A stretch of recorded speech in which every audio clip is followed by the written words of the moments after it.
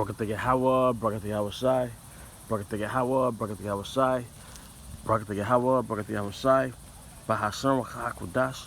I want to give double honors to our elder apostles and elder bishops of Great Millstone who rule well.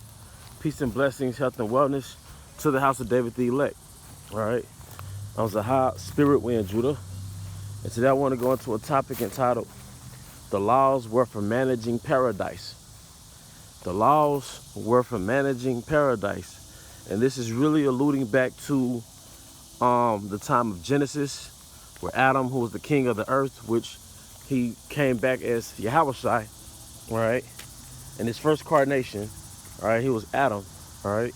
And he was given a way, all right? He was given a way. All right, what I mean by that, he was giving a way to live on the planet Earth, all right, which Earth is paradise. Now, the Garden of Eden, that's the center place for the paradise, all right, but the planet Earth is paradise, all right, and the king of the earth, who was Adam, all right, the king of the earth, who was Adam, all right, was given instructions, all right, he was given instructions, all right, for managing paradise, all right, as I said in my last video, which for some reason I'm not able to go live right now, so I probably have to, either I got some violation from YouTube, or I have to delete my app and reinstall it, either or. But going back to this feed right now, okay, all right, the laws were for managing, sustaining paradise, all right, and what we see here today and what we are experiencing, all right, in the earth, all right, the corruption in the planet Earth, whether it's the physical, economical corruption, the moral corruption, all right, it's the result of departing from the way, all right. See, when the Most High breathed into Adam, all right, the breath of life, he gave him those laws, okay? But Adam, the first carnation, was imperfect. He was imperfect, but those laws, it civilized him, and those instructions for maintaining yourself, all right, and others, and ultimately the planet Earth. Gad has a remnant of that logic, because Gad is very key. Gad is very keen, all right, on regenerative practices in the planet Earth. What I mean when I say regenerative practices in the planet Earth, all right, you know, you might, whatever you use, you replant it, okay? You keep the land Sabbath. That's a perfect example of a regenerative practice, all right? You have practices in the earth, all right, in which you regenerate, all right? You have practices in the earth that allows you to regenerate, all right? And that's one of the key laws, all right, for managing paradise, for managing Aratazah, which is earth, all right? Aratazah is earth. One of the key principles, the key, all right, pillars of ruling and running paradise is having regenerative practices. So the land Shabbat, all right, Aratazah Shabbat, I think that's how you would say it. And we could always go back and revisit that, okay? Just going off the spirit, all right? The land Shabbat, all right, is a regenerative practice. One of the errors in this man's kingdom, in his rulership, is that he doesn't have any regenerative practice, all right? He digs deep into the earth, or he burns or destroys thousands, millions of trees, but he doesn't put back into the earth, all right? He doesn't leave the earth and allow the earth to regenerate itself, all right? You pluck a tree, you plant the tree. It only makes sense, all right? He doesn't keep a land Shabbat. He doesn't let the land fallow, meaning to regenerate minerals in the soil, all right, which is why our fruit and vegetation is weak, all right? The earth is weak, all right? So the earth is our storehouse. All right, it's our nourisher. It's our mother per se. Okay, it's a mother for our bodies. All right, it's the nourisher for these earthen suits, these earthen houses. All right. So the laws are meant for sustaining paradise. All right. The Adamites was going off. They was going off the laws, which allowed them to sustain paradise. The scripture says, "A prudent man looketh well into his going." See, a way of conservation is to look well into your going. All right, to plant seed for the future, to plant security and stability for your offspring. All right. All right. The scripture says, that a man basically builds an inheritance for his sons, his children's children. All right. So how can you build an inheritance for your children's children? All right. If you only have a system that allows you to eat, that allows you to enjoy life on earth, but yet you make it very impossible for your descendants to enjoy life on earth. And that's very selfish, very, very beastly, very, very greedy, and very, very selfish.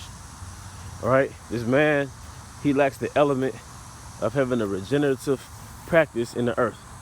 That's why you have deforestation. All right, that's why you have pollution in the air. All right, he just gives a fuck about him making a profit.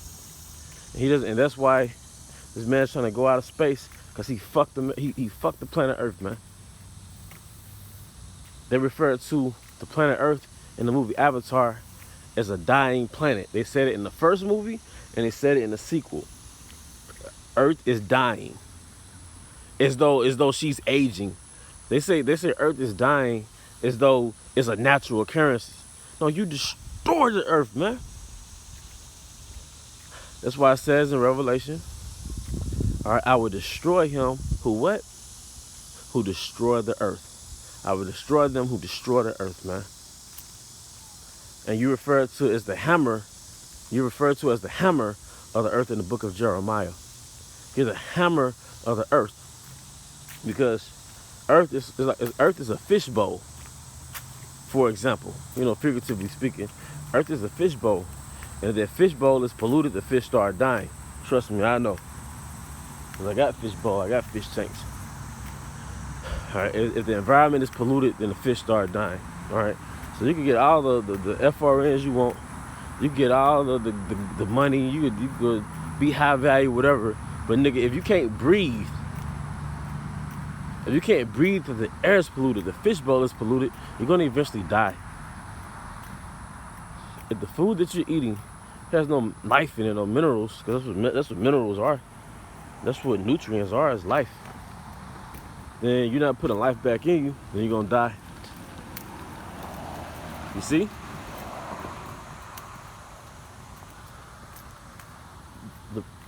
When anybody that creates landscapes, aquascapes, all right, like I said, if you ever had a fish tank, the first thing you have to do when you get a fish tank is let the water, you have to let the nitrogen cycle kick off. The first thing you have to do is clean the environment. So the first thing you have to do before you put life into your tank, you have to make sure the water is clean. You have to make sure there's bacteria that's gonna kick off the nitrogen cycle, that's gonna allow the fish to breathe clean water. That's the first thing you do. So what I'm saying is the environment has to be safe. All right, we're the inhabitants of the earth, and a lot of us are getting sick, not just because of our diets, but also because the environment is fucked up. The air is polluted, man. The environment is fucked up. The air is polluted, man. And I don't intend on using strong words, but man, I'm upset, man. When I talk about it and I start thinking about it, man. Because there are unnatural occurrences that's very deleterious, all right, in the planet Earth, that is not going to be good for not only us, but if we were to be here any longer, our offspring. All right, this cement right here, this concrete, it's suffocating Earth. It's suffocating Earth, man. All right, you might not care about it because The average American doesn't give a fuck about anybody but themselves. They don't care about their grandkids, man. They don't, you know, like when you go to the gym, especially after COVID, you're supposed to spray down your machines, man. You spray down your equipment, then you wipe everything down. Then what are you doing? You're making it clean for the next person. The corporations that run the world under the elites, they don't make the earth clean for the next generation that's gonna be on the planet Earth. It's fucking losers, man. You know? And the only outcome is let's leave the place that we ruined. Let's get on a spaceship and look for life on another planet so we can use these same degenerative systems that ruined the first planet. You a covetous man. You covet fields. All right? And that's why we're going to shackle your ass up. Because all things have their uses. And servants should sit upon horses, and the elites are sitting upon horses. But they'll make some damn good slaves, man. And their offspring, we're going to breed you with the ugliest wide-back women. All right? And y'all going to make some fucking slave babies. See, certain things can't have freedom. A slave can't have freedom. A slave, what is a slave gonna do? He's gonna abuse himself. He's gonna abuse his freedom. A slave is not supposed to be in power. He's gonna abuse that power. He doesn't know how to handle power. All right. So he's gonna ruin the inhabitants around him, and that's what the elites are doing. They're slaves in power. But slaves will make great workers. We're not finna put our hands in this soil, you know, in the kingdom. All right. We're not going to be out there tilling the land, breaking the soil. You crazy. But my slaves will. As long as they're shackled up, then you see them in their power. When you put people in their right position, then you see their greatness. And Eve's greatness is slavery. All right? Look at him. I mean, his greatness is slavery. I mean, his greatness was death. It was the sword. It was destruction. He's the king of destroying shit, but that's because, you know, he was given that gift. That's part of prophecy. But no, when you put somebody, see, the powerful thing you can do as like a coach or as a leader is put people in their power positions.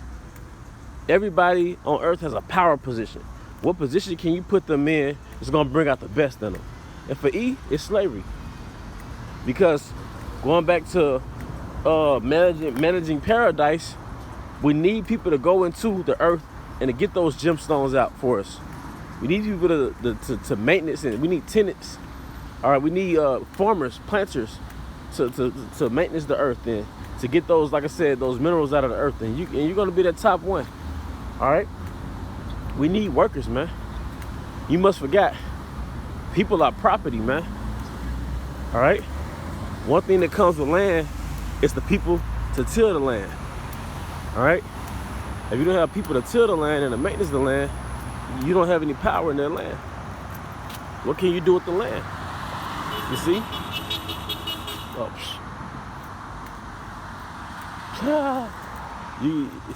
Jake crazy, man. But one thing about it, Jake very lively, man. If there's one thing that activated Jake, there's one thing to bring out the life into Jake, bring Jake to life, is a woman, man. I mean, even if you're a man of the Lord, you know, we love women. But Jake just be out here wilding, you know?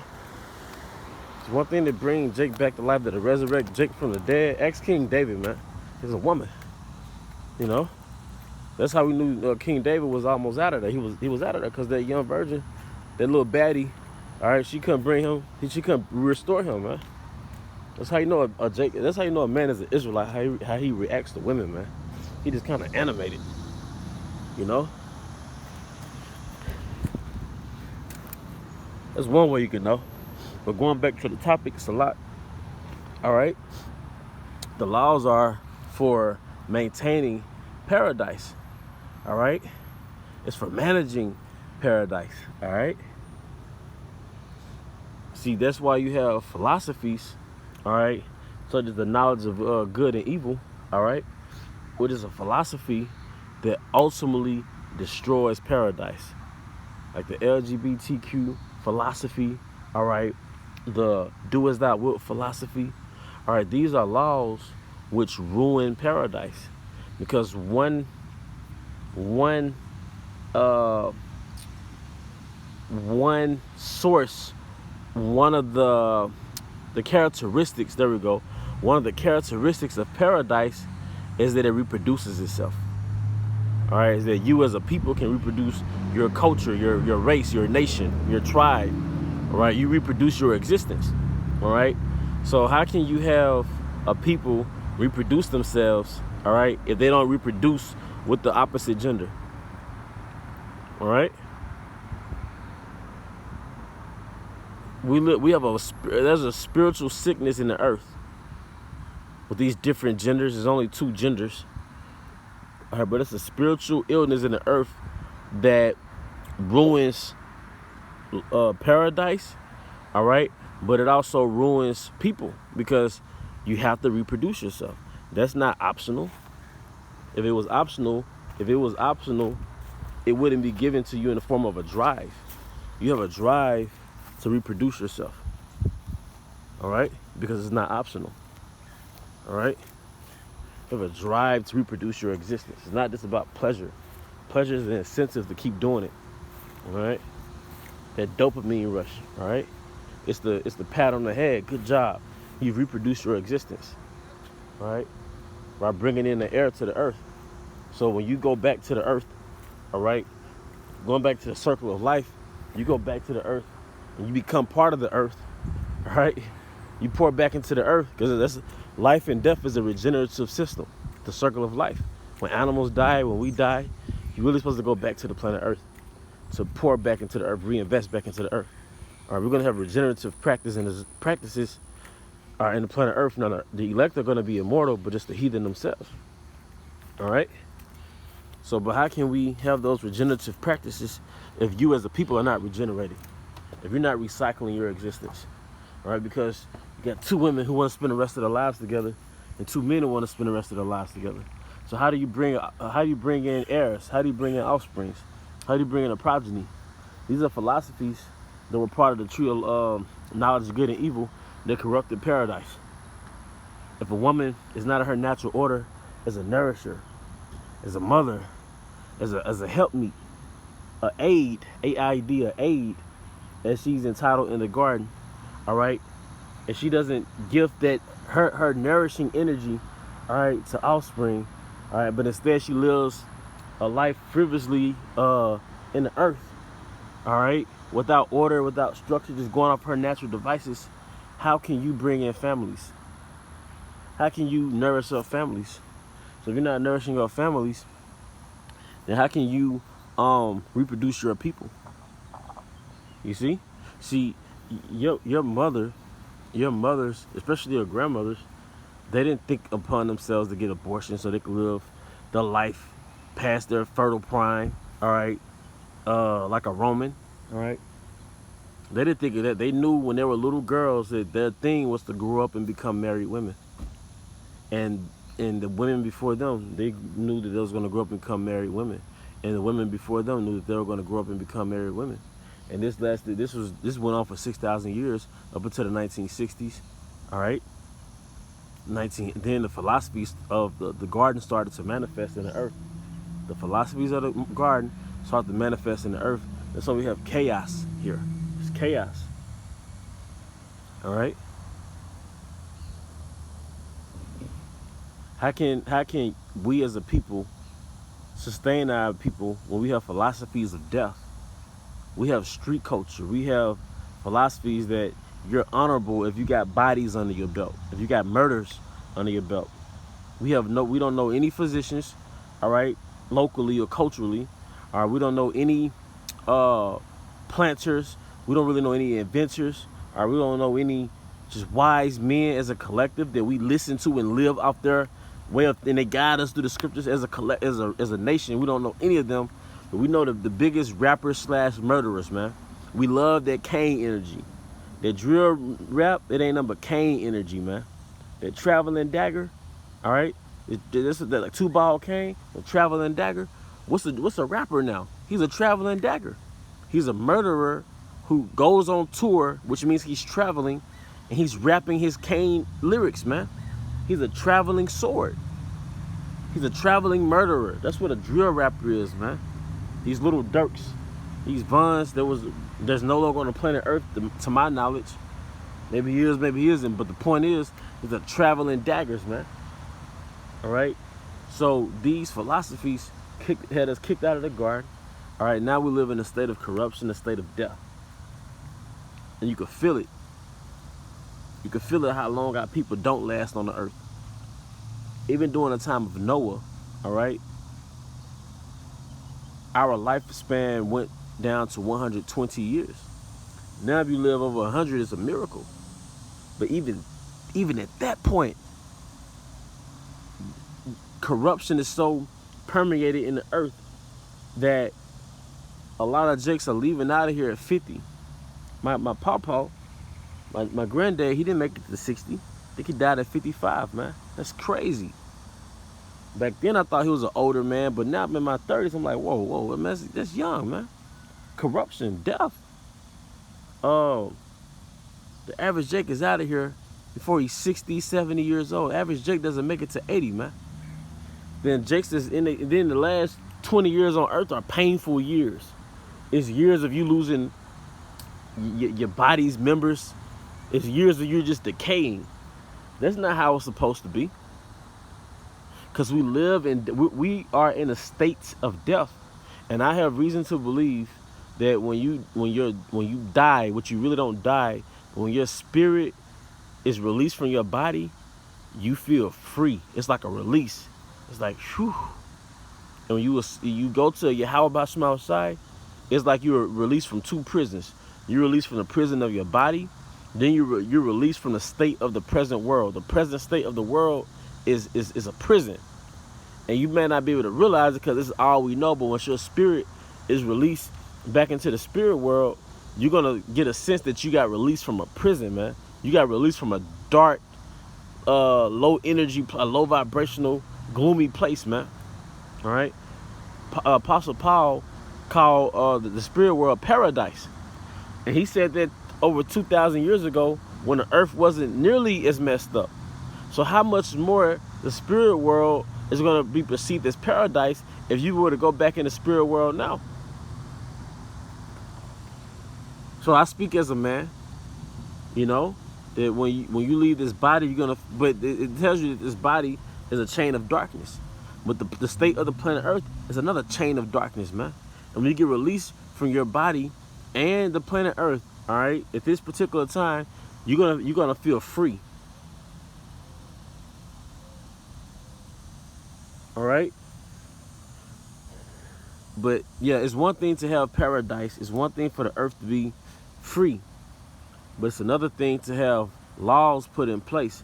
Because I watch people who make solar punk videos, people who basically entertain the thought of having a society that's without capitalism. And it's basically like their version of the kingdom per se. But I thought about it, you know, and I like watching those videos, to be frank. But what laws are you going to have to sustain these people? All right. A lot of liberals are part. You know, they green like the alphabet lifestyle, and they green like so many so many sexual debaucherous lifestyles, man. And it seems free spirited and harmless, but it's really decadent. It's confusion. All right, and it generates death. So you have to have laws that sustain people, all right, in paradise. All right, that's why when Yahweh Shai enters into this earthly realm, and he's going to perform a military coup with his elect, all right, he's going to overthrow the powers that be, all right, starting with the elites, all right. There's going to be a great reform in the planet Earth, all right. And part of that major reform, all right, first of all, the Earth is going to be regenerating itself through the thermonuclear destruction, all right. But part of that reform is the laws, statutes, and commandments being mandated in the earth to sustain the kingdom of heaven. To sustain the kingdom of heaven, all right. If heaven is a paradise, all right, then the kingdom of heaven is going to be a paradise. But the 613 laws being enforced in the planet Earth are going to be there to sustain paradise, man. Because if not, you're going to have chaos in the garden. You're going to have chaos in the paradise. So you have to have laws to sustain paradise. If you don't have laws, you don't have peace. In order to have peace, you have to have laws. If you don't have laws, the people are going to go off their primitive nature. And that's what happened before the flood. They deviated from the way of Yahweh Bahashem Yahushai, and they deviated into their primitive nature. All right? And it tells you in Wisdom of Solomon 14 that basically every man either committed adultery with another man's wife, he murdered, he committed idolatry, they sacrificed their offspring to idols. All right? They betrayed, they were drunkards, they were rioters, all those things. Because they deviated, all right, to their own fleshly way. All right, now we will call that they lived after the flesh. Then it was called in the New Testament, we lived after the flesh, and that's what we were being spiritually reformed from when Yahushua came, and he built up his disciples, to basically spread that gospel to the scattered elect. All right, to be reformed from, at that time, the Roman way, which is really a reflection of the pre-flood way. All right? And that's how the Roman Empire eventually got overthrown. Guess what? This Roman Empire is going to be overthrown. All right?